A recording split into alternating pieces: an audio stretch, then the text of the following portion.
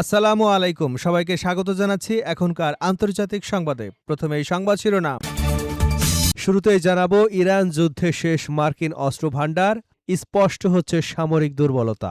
আধুনিক যুদ্ধ ইতিহাসে ইরান মার্কিন যুদ্ধ এক নতুন দিগন্ত উন্মোচন করেছে। এ যুদ্ধে বিশাল সামরিক শক্তি প্রতিপক্ষের কৌশলগত অবস্থানের কাছে নতি স্বীকার করতে বাধ্য হয়েছে। গত শতাব্দী থেকে ইরান যুদ্ধ পর্যন্ত অন্য সব যুদ্ধ থেকে এর পার্থক্য গড়েছে। খুব অল্প সময়ের মধ্যে যুক্তরাষ্ট্র এমন এমন অস্ত্র ব্যবহার করেছে যা কল্পনাতীত, কিন্তু ফলাফল শূন্য। শেষ পর্যন্ত ইরানের কাছে নতি স্বীকার করে চুক্তি করতে বাধ্য হয়েছেন তিনি। এর মধ্যে খবর ফাঁস হয়েছে, যুক্তরাষ্ট্রের অস্ত্র ভান্ডার খালি হয়ে গেছে। এবারে জানাবো, ইসরায়েল যুদ্ধবিরতি লঙ্ঘন করায় আবারও হরমুজ প্রণালী বন্ধ করল ইরান। দক্ষিণ লেবাননে ইসরায়েলের প্রাণঘাতী হামলার প্রতিক্রিয়ায় বিশ্বের অন্যতম গুরুত্বপূর্ণ নৌপথ হরমুজ প্রণালী বন্ধ করবার ঘোষণা দিয়েছে ইরান। দেশটির কেন্দ্রীয় সামরিক কমান্ড জানিয়েছে, এই পদক্ষেপকে তারা যুক্তরাষ্ট্রের সঙ্গে হওয়া একটি সমঝোতা ভঙ্গের জবাব হিসেবে বিবেচনা করছে। জানাবো, নিঃশর্ত আত্মসমর্পণ ছাড়া ইরানের সঙ্গে কোনো চুক্তি নয়। কঠোর অবস্থান থেকে পুরোপুরি সরে এসে শেষ পর্যন্ত সমঝোতার পথেই হাঁটতে বাধ্য হয়েছেন মার্কিন প্রেসিডেন্ট ডোনাল্ড ট্রাম্প। শুরুতে তিনি হুঙ্কার দিয়ে বলেছিলেন, ইরানের নিঃশর্ত আত্মসমর্পণ ছাড়া কোনো চুক্তি হবে না। কিন্তু কয়েক মাসে রক্তক্ষয়ী সংঘাতের পর রীতিমতো বড় চাপে পড়েই হাতে পায়ে ধরে আলোচনার টেবিলে বসতে বাধ্য হয়েছেন তিনি। এদিকে হরমুজ প্রণালী বন্ধের ঘোষণায় লেবাননে হামলা বন্ধের নির্দেশ দিলেন নেতানিয়াহু। লেবাননে ইসরায়েলের প্রাণঘাতী বিমান হামলার জেরে কৌশলগতভাবে বিশ্বের অন্যতম গুরুত্বপূর্ণ নৌপথ হরমুজ প্রণালী আবারও বন্ধের ঘোষণা দিয়েছে ইরান। তেহরানের এই সিদ্ধান্তে আন্তর্জাতিক চাপের মুখে দক্ষিণ লেবাননে ইসরায়েলি সামরিক বাহিনীকে হামলা বন্ধের নির্দেশ দিয়েছেন প্রধানমন্ত্রী নেতানিয়াহু। জানিয়ে দেব, কলকাতা বিমানবন্দরে তৃণমূল বিজেপি সমর্থকদের সংঘর্ষ। তৃণমূল বিজেপি কর্মী সমর্থকদের মধ্যে সংঘর্ষকে ঘিরে কলকাতা বিমানবন্দরের বাইরে ধুন্ধুমার পরিস্থিতি সৃষ্টি হয়েছে। তৃণমূল ও ভারতীয় জনতা পার্টির কর্মী সমর্থকদের মধ্যে এ সংঘর্ষ বাধে। এবারে থাকছে, ইসরায়েলি বাহিনী লেবাননে থাকা অবস্থায় যুদ্ধবিরতি অর্থহীন। হিজবুল্লাহ লেবাননের মাটিতে ইসরায়েলি বাহিনীর উপস্থিতি বজায় থাকা অবস্থায় তাদের সাথে কোনো ধরনের যুদ্ধবিরতি সম্ভাবনা নাকচ করে দিয়েছে হিজবুল্লাহর একজন ঊর্ধ্বতন আইন প্রণেতা। সেই সাথে তিনি সতর্ক করে বলেছেন, যে কোনো ধরনের নতুন আগ্রাসনের কড়া জবাব দেওয়া হবে। এবং সর্বশেষ জানাবো, খামেনির জানাজায় যোগ দেবেন পাকিস্তানের প্রতিনিধি দল। ইরানের সদ্য প্রয়াত সর্বোচ্চ ধর্মীয় নেতা আয়াতুল্লাহ সাইয়েদ আলী খামেনির জানাজা অনুষ্ঠানে পাকিস্তানের একটি উচ্চ পর্যায়ের প্রতিনিধি দল অংশ নেবে। পাকিস্তানের প্রধানমন্ত্রী শাহবাজ শরীফ আনুষ্ঠানিকভাবে এই গুরুত্বপূর্ণ ঘোষণা দিয়েছেন। ইসলামাবাদে জাতীয় পরিষদের উন্মুক্ত অধিবেশনের বক্তব্য দিতে গিয়ে শাহবাজ শরীফ জানান, ইরানের প্রেসিডেন্ট মাসুদ পেজেশকিয়ান তাকে খামেনির জানাজা অনুষ্ঠানে অংশগ্রহণের জন্য বিশেষভাবে আমন্ত্রণ জানিয়েছেন। এতক্ষণ শুনছিলেন সংবাদ শিরোনাম, এখন বিস্তারিত। তার আগে আপনি যদি ইরানের পক্ষে থাকেন তাহলে চ্যানেলটি সাবস্ক্রাইব করে ভিডিওতে একটি লাইক দিন আর কমেন্টসে লিখুন স্ট্যান্ড উইথ ইরান। ইরান যুদ্ধে শেষ মার্কিন অস্ত্র ভান্ডার, স্পষ্ট হচ্ছে সামরিক দুর্বলতা। আধুনিক অস্ত্র ইতিহাসে ইরান মার্কিন যুদ্ধ এক নতুন দিগন্ত উন্মোচন করেছে। এ যুদ্ধে বিশাল সামরিক শক্তি প্রতিপক্ষের কৌশলগত অবস্থানের কাছে নতি স্বীকার করেছে। গত শতাব্দী থেকে ইরান যুদ্ধ পর্যন্ত সব যুদ্ধ থেকে এর পার্থক্য গড়েছে যে বিষয়টি, তা হচ্ছে স্বল্প সময়ে এত বেশি গোলাবারুদের ব্যবহার। ইরানের সঙ্গে যুদ্ধে জড়িয়ে মার্কিন অস্ত্র ভান্ডারের দীর্ঘমেয়াদী কমতি এবং টানাপোড়েন দেখা গেছে। মার্কিন গুরুত্বপূর্ণ অস্ত্রের বড় অংশ শেষ হয়ে গেছে বলে আন্তর্জাতিক সংবাদ মাধ্যমের খবরে উঠে এসেছে। দ্য নিউ ইয়র্ক টাইমসের প্রতিবেদনে বলা হয়েছে, 28শে ফেব্রুয়ারি শুরু হওয়া সামরিক অভিযানের প্রথম 2 দিনের মধ্যেই প্রায় $560 কোটি অস্ত্র ব্যবহার করা হয়, বিশ্বের বেশিরভাগ দেশের বার্ষিক সামরিক বাজেটের চেয়েও বেশি।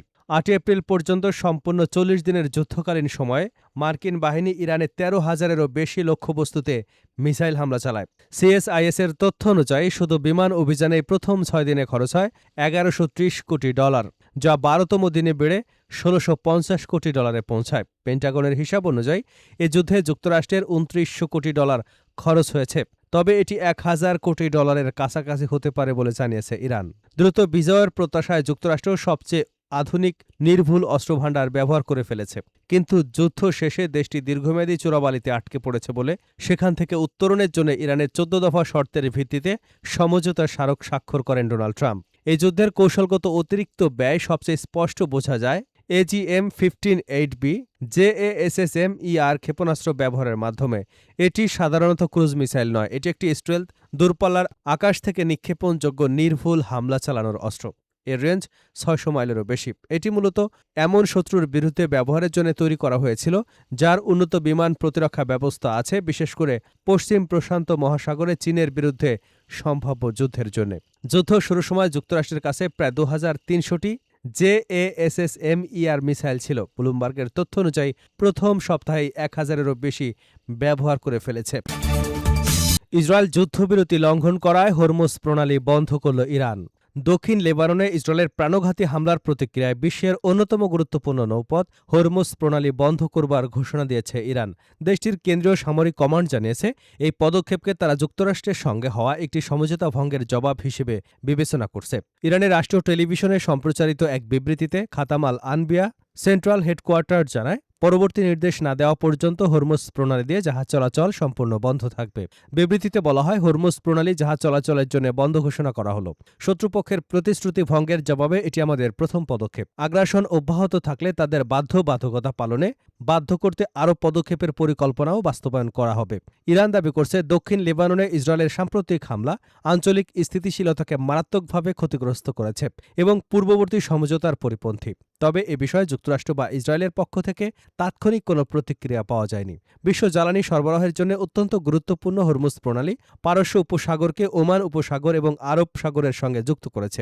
বৈশ্বিক তেল ও গ্যাস পরিবহন একটি বড় অংশ এই নৌপথ দিয়ে সম্পন্ন হয়। ফলে প্রণালীটি বন্ধের ঘোষণায় আন্তর্জাতিক জ্বালানি বাজার এবং বৈশ্বিক বাণিজ্যে নতুন করে উদ্বেগ তৈরি হতে পারে।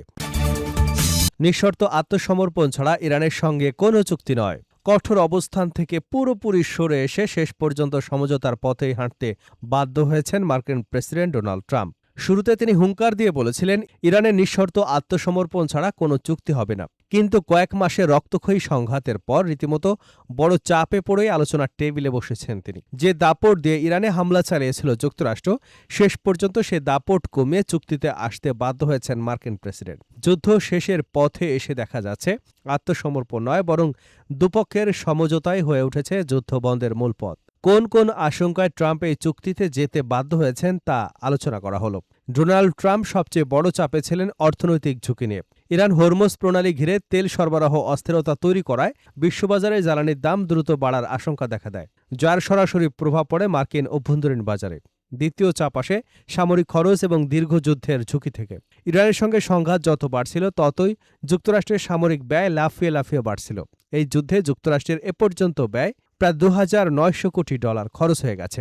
বিশ্লেষকদের মতে, এ যুদ্ধ দীর্ঘ হলে তা আফগানিস্তান বা ইরাক যুদ্ধের মতো অত্যন্ত ব্যয়বহুল এবং দীর্ঘমেয়াদী সংঘাতে পরিণত হতে পারত, যা ট্রাম্প প্রশাসনের জন্য রাজনৈতিকভাবে চরম ঝুঁকিপূর্ণ। ইউরোপীয় মিত্ররা শুরু থেকেই চাইছিল দ্রুত এই অঞ্চলের উত্তেজনা কমানো হোক, যাতে বৈশ্বিক বাণিজ্যে বড় ধাক্কা না লাগে। এই আন্তর্জাতিক কূটনৈতিক চাপও যুক্তরাষ্ট্রকে আলোচনার টেবিলে ঠেলে দেয়। আরেকটি গুরুত্বপূর্ণ আশঙ্কা ছিল ইরানের পাল্টা কৌশল। মধ্যপ্রাচ্যের বিভিন্ন দেশে থাকা মার্কিন ঘাঁটিতে একের পর এক আঘাত হানছিল ইরান, যা যুক্তরাষ্ট্রের আঞ্চলিক নিরাপত্তাকে চরম ঝুঁকির মুখে ফেলে দেয়। হরমুজ বন্ধের ঘোষণায় লেবাননে হামলা বন্ধের নির্দেশ নেতানিয়াহুর। লেবাননে ইসরায়েলের প্রাণঘাতী বিমান হামলার জেরে কৌশলগতভাবে বিশ্বের অন্যতম গুরুত্বপূর্ণ নৌপথ হরমুজ প্রণালী আবারও বন্ধের ঘোষণা দিয়েছে ইরান। তেহরানের এই সিদ্ধান্তে আন্তর্জাতিক চাপের মুখে দক্ষিণ লেবাননে ইসরায়েলি সামরিক বাহিনীকে হামলা বন্ধের নির্দেশ দিয়েছে প্রধানমন্ত্রী বেঞ্জামিন নেতানিয়াহু। কাতার ভিত্তিক আন্তর্জাতিক সংবাদ মাধ্যম আল জাজিরা এবং ইসরায়েলি গণমাধ্যম চ্যানেল 12 নিউজ এক প্রতিবেদনে এ তথ্য নিশ্চিত করেছে। শনিবার ইরানের রাষ্ট্রীয় টেলিভিশন প্রচারিত এক বিবৃতিতে দেশটির কেন্দ্রীয় সামরিক কমান্ডার খাতাম আল আনাবিয়া জানায়, ওয়াশিংটনের মধ্যস্থতায় যুক্তরাষ্ট্র ও ইরানের মধ্যে সই হওয়া সমঝোতা স্মারক লঙ্ঘন করে ইসরায়েল দক্ষিণ লেবাননে নির্বিচারে হামলা চালিয়ে যাচ্ছে। আল জাজিরার প্রতিবেদনে বলা হয়েছে, ইসরায়েলের এই সাম্প্রতিক হামলা লেবাননে অন্তত 83 জন নিহত হয়েছেন। এর প্রতিক্রিয়া হিসেবে ইরানের মিত্র 3 দিন আগে খুলে দেওয়া হরমুজ প্রণালী পুনরায় বন্ধের কঠোর সিদ্ধান্ত নেয়। সামরিক কমান্ডারদের পক্ষ থেকে হুঁশিয়ারি দিয়ে বলা হয়েছে, এটি তেহরানের পক্ষ থেকে নেওয়া প্রথম পদক্ষেপ। ইসরায়েলি আগ্রাসন অব্যাহত থাকলে সামনে আরও কঠোর ব্যবস্থা নেওয়া হবে।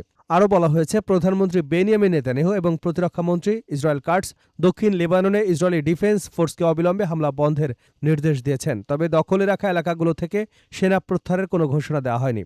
এদিকে পাকিস্তানের পররাষ্ট্র মন্ত্রণালয় আজ এক বিবৃতিতে জানিয়েছে, যুদ্ধ বন্ধে যুক্তরাষ্ট্র এবং ইরানের মধ্যে সই হওয়া ইসলামাবাদ সমঝোতা স্মারকের পরবর্তী পদক্ষেপ হিসেবে রোববার সুইজারল্যান্ডের বার্গেন স্টকে দুদেশের টেকনিক্যাল পর্যায়ের বৈঠক অনুষ্ঠিত হবে। বিবৃতিতে আরও বলা হয়, মার্কিন ও ইরানি প্রতিনিধিদের সঙ্গে আলোচনায় মধ্যস্থতাকারী হিসেবে পাকিস্তান ও কাতারের প্রতিনিধিরা অংশ নেবেন। ১৪ দফার সমঝোতা স্মারকের প্রথম দফাতেই লেবানন সহ সব ফ্রন্টে যুদ্ধবন্ধের কথা বলা হয়েছে, কিন্তু গত বুধবার স্মারকটি সই হবার পরও লেবাননে ইসরায়েলের হামলা অব্যাহত রয়েছে।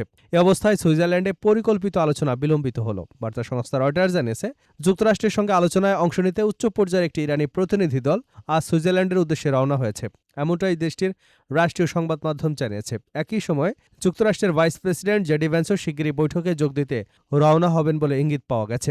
ইরানের রাষ্ট্রীয় সংবাদ মাধ্যমের খবরে বলা হয়েছে, প্রতিনিধি দলের নেতৃত্ব দিচ্ছেন ইরানের পার্লামেন্ট স্পিকার ও প্রধান আলোচক মোহাম্মদ বাঘের গালিবাফ। দলের পররাষ্ট্রমন্ত্রী আব্বাস আরাকসির পাশাপাশি জ্যেষ্ঠ নিরাপত্তা কর্মকর্তা ও কেন্দ্রীয় ব্যাংকের কর্মকর্তা এবং তেল খাতের ঊর্ধ্বতন কর্মকর্তারাও রয়েছেন।